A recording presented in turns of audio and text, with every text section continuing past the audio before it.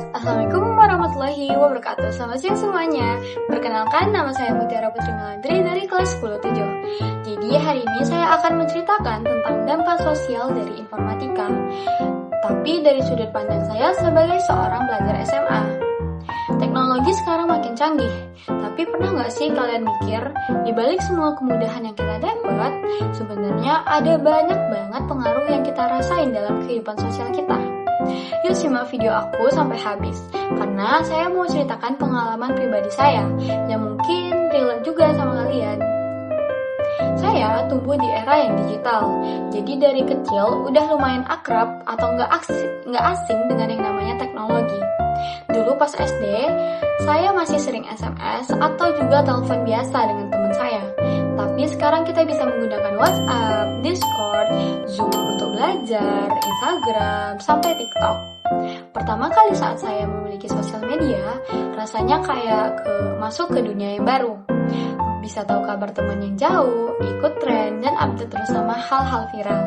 Tapi ternyata makin kesini saya mulai sadar, gak semua dampaknya itu adalah positif. Ada juga sisi negatif yang saya alami. Pertama, saya akan menceritakan dampak positif yang saya rasakan.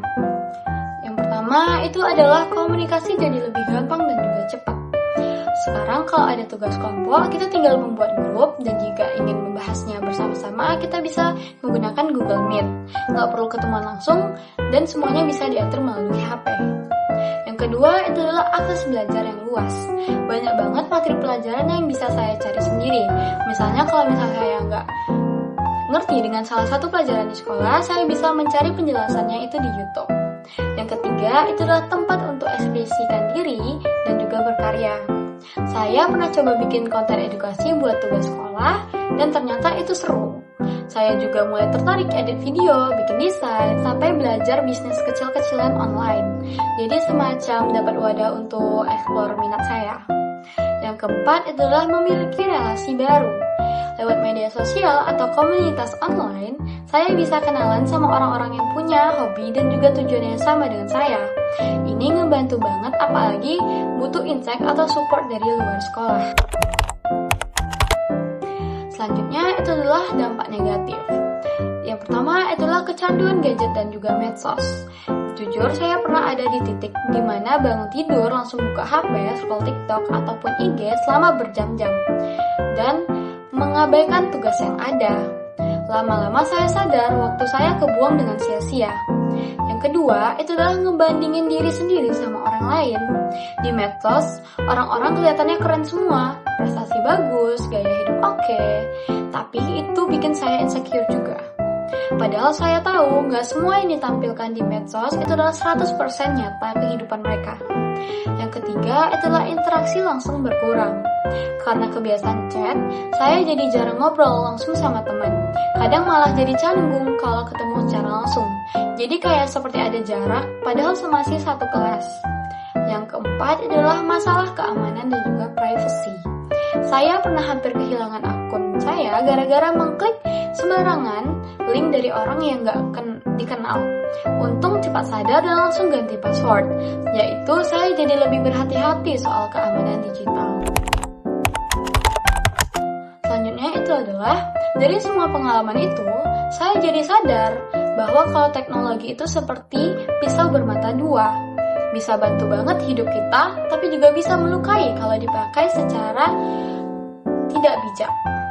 Jadi saya sekarang mencoba untuk ngatur waktu online dan juga offline.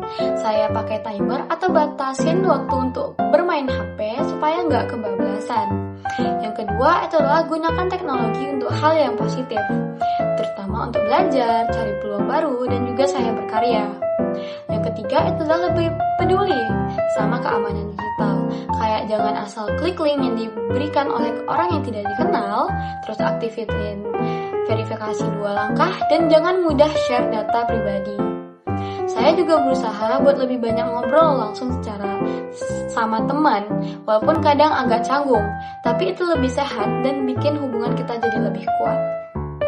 Itu tadi cerita soal dampak sosial dari informatika, baik yang positif ataupun negatif yang saya alami. Semoga cerita ini bisa jadi bahan motivasi buat kalian, supaya kita bisa sama-sama lebih bijak dalam menggunakan teknologi. Karena pada akhirnya, teknologi itu adalah sebuah alat. Gimana kita memakainya, itu yang menentukan dampaknya. Kalau kalian punya pengalaman serupa atau mungkin tips bagaimana ngatur waktu online, kalian bisa share di kolom komentar ya.